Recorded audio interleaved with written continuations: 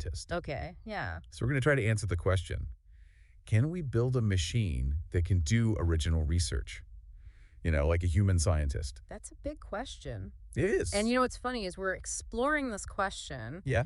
through a source that you might not expect. Okay. A PhD thesis abstract What's and table of contents. really? Yeah. I mean, how can an abstract be exciting? Right. But trust me on this one. Okay. It's jam-packed with some fascinating ideas. Okay, I'm listening. Like AI playing Othello at a world champion level. Wow. But get this? Yeah. Using minimal computing power. What? No way. Yeah. Yeah. And This is crazy. machines learning like humans Okay. by understanding explanations. Interesting. And we'll even talk about testing if large language models like ChatGPT Oh, wow. can think like scientists. So this thesis is like, Oh, it's a gold mine yeah, of AI innovation. I like it. Really dives into that core question.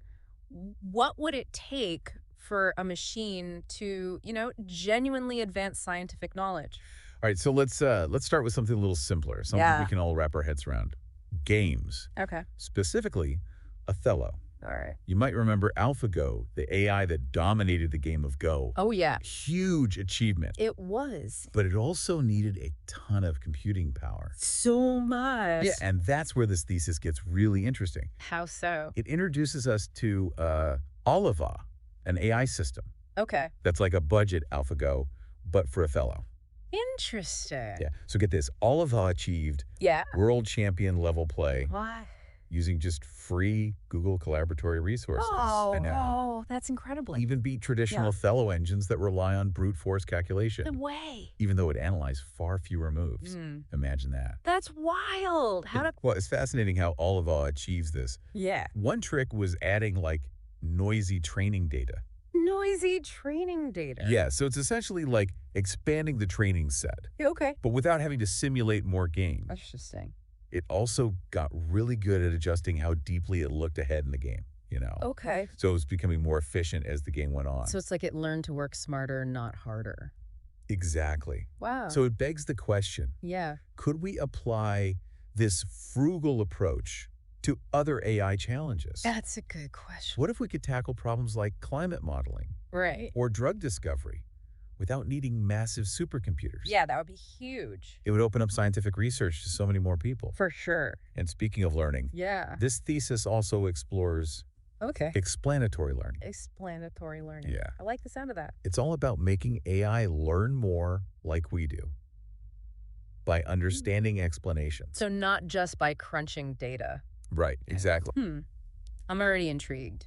So much of AI today is all about data, data, data. Yeah. But we humans, we learn in a totally different way. Totally. We understand why things happen, Right. not just that they happen. Exactly. And the thesis uses a puzzle game called Odin Odin. Okay. to simulate scientific discovery. Interesting. So think of it this way. Okay. You're presented with these abstract structures, and some are labeled good, All right. some are labeled bad, Okay. and your goal is to figure out the hidden rule Okay. that determines what makes a structure good or bad. Interesting. Like a mini laboratory for AI scientists. Exactly. That sounds pretty challenging. It is. So how does the thesis approach this? Well, it introduces something called Yeah. critical rationalist networks, Critical rationalist networks. or CRN. CRNs, got it. And these AI systems are built on the idea that logic and explanation are key. Fascinating. And guess what? What?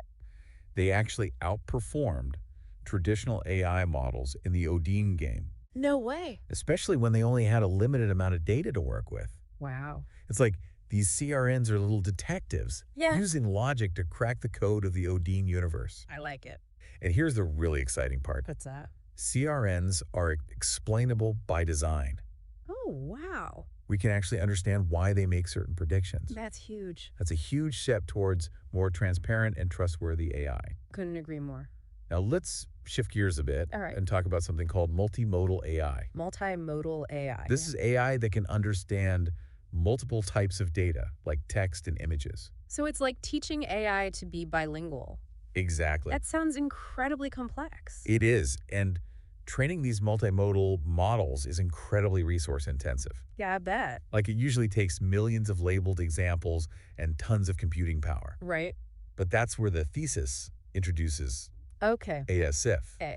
And it's this algorithm that's remarkably simple. Oh, And get this, yeah. it doesn't require any training. Wait, no training. How does that even work? So ASIF takes pre-trained models and aligns them Okay. using a small set of paired examples. Like an image in its caption. Exactly. So it's like learning by association. It is. And surprisingly, ASIF achieved performance Yeah. comparable to the state of the art in some tasks, even though it used far fewer image-text pairs.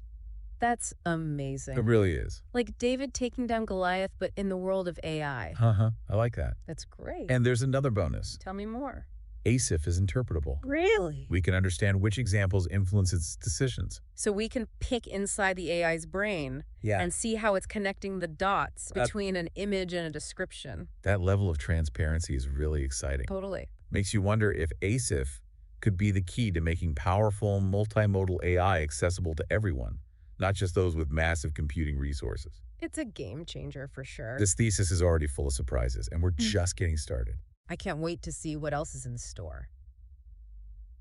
Welcome back. We've been exploring some really groundbreaking AI ideas, We have. from Oliva's efficient game playing to those critical rationalist networks that learn by understanding explanations. It's really amazing stuff. But now hold on tight, Okay.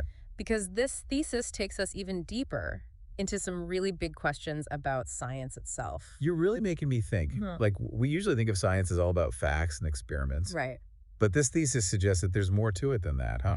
Absolutely. The author actually draws inspiration from a science fiction story. Oh, really? Yeah, What's it called? Catching Crumbs from the Table. Catching Crumbs from the Table. And in this story, What? imagine a new species of like super intelligent beings has emerged, Right. and they've basically taken over the world of science. Wow. And humans are left scrambling, trying to understand the breakthroughs these meta-humans are making. So it's like suddenly being dropped into an advanced physics class Yeah. and having no idea what anyone is talking about. Exactly. You're just trying to catch up. And the story paints a pretty bleak picture. Yeah? Does it? It suggests that humans might be destined to just become spectators Oh, wow. in the scientific arena, you know? Right. Constantly trying to catch up to machines that operate on a level we can't even grasp. That's, It's a little unsettling, yeah, a bit unsettling. to say the least. Yeah. But the thesis author actually doesn't agree Oh, he doesn't. with this pessimistic view. Okay. He argues that this fear comes from a misunderstanding of Yeah. what science really is. So what is science really about then?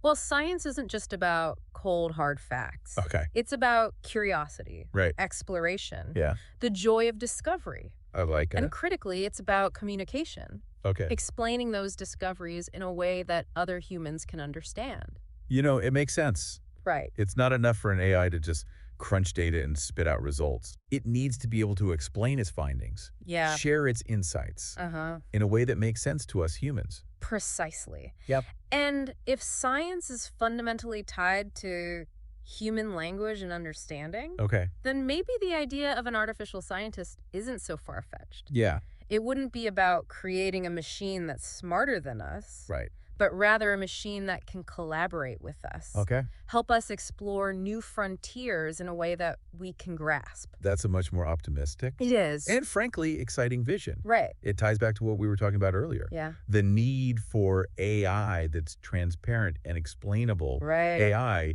that can be our partner in discovery. Exactly. So now let's tackle another big question. Okay, shoot. Creativity. Creativity. A lot of people argue that AI is just a fancy copycat, Yeah. remixing patterns it's learned from data. Right. But can AI truly be creative? Can it come up with genuinely new ideas? That's a tough one. It is a question that's been debated for a long time, you know? For sure. Like we see AI composing music, Yeah. creating art that looks, you know, original, even inspiring. Right.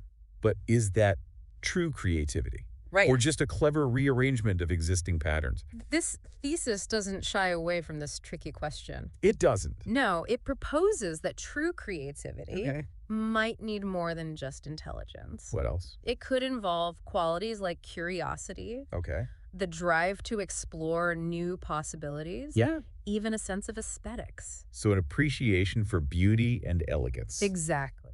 So we're talking about AI that doesn't just solve problems, Yeah.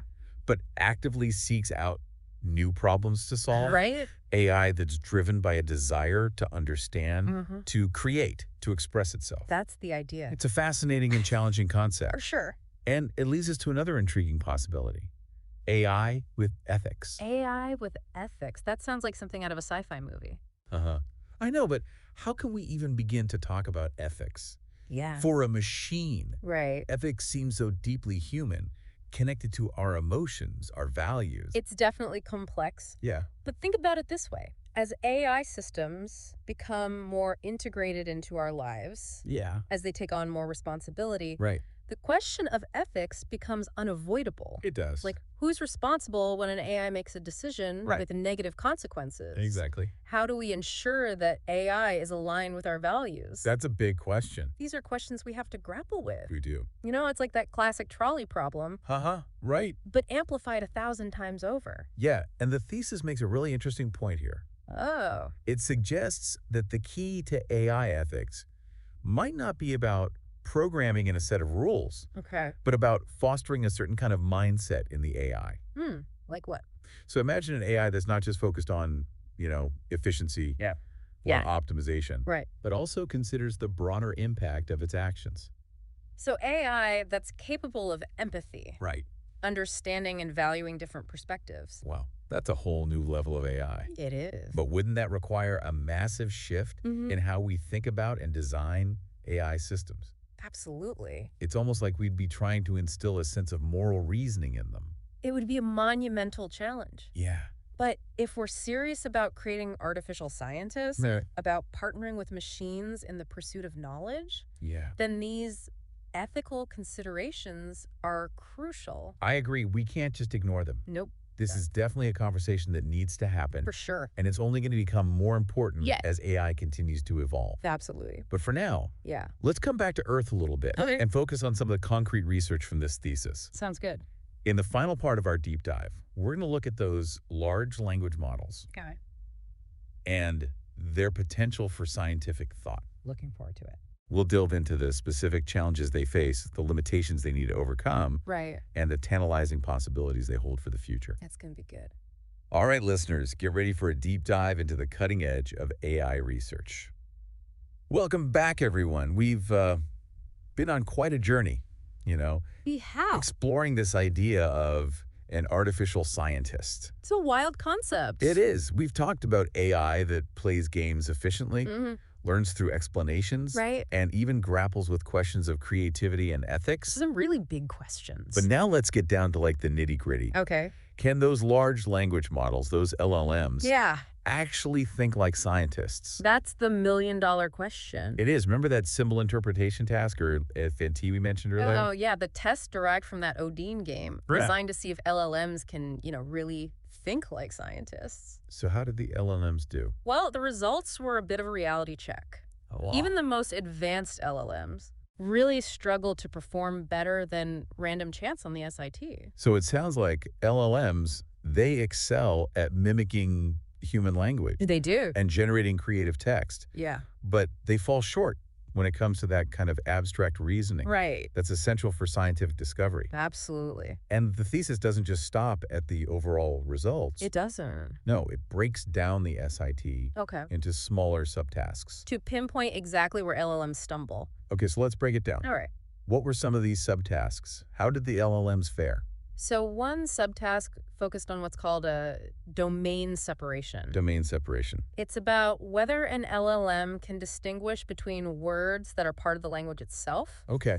and words that refer to objects in the Odin world. So it's like teaching a child that the word apple is different from a real apple you can eat. Exactly. That seems pretty fundamental. It is. So could the LLMs make that distinction? Not really. Hmm. Even this seemingly simple task proved to be a major hurdle for them. Ri- They struggled to separate language from Okay. the world it represents. So it's like they couldn't quite grasp that words are just symbols Right. pointing to real things. Exactly. That's fascinating and a little surprising. It is. What about other subtasks? Well, another one focused on language grounding. Language grounding. The ability to connect words to their corresponding objects in the Odin world.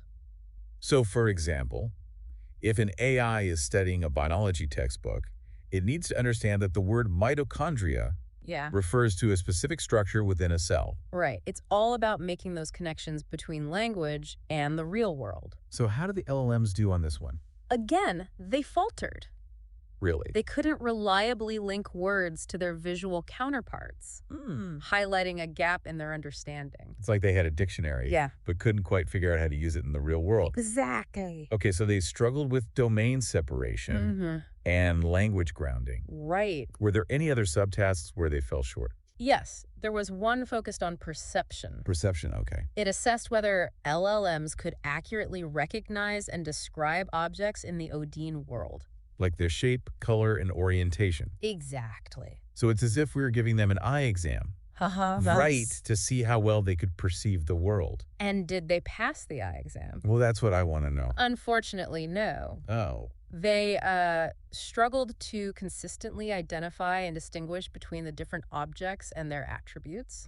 It suggests that their perceptual abilities are still quite limited. so it's like they could see the pieces, but couldn't quite put the puzzle together. That's a great analogy. And finally, there was a subtask focusing on reasoning, Okay, break it down. tasting whether the LLMs could draw logical conclusions about the relationships Okay. between objects in the Odin world. So this is getting to the heart of scientific thinking, making inferences, All right. connecting the dots, seeing the patterns. How do they do? Sadly, the LLMs perform no better than random chance on this subtask. Wow. They simply couldn't grasp those logical connections needed to solve the puzzles. So their reasoning abilities just weren't there yet. Not yet. It sounds like we've uncovered some significant limitations in LLMs We have. when it comes to scientific thought. Yes, it seems that while LLMs are incredibly powerful tools They are. for language processing, Yeah. they're still missing some key ingredients for scientific discovery. Like what? Well, they've mastered the language of science, but not the logic.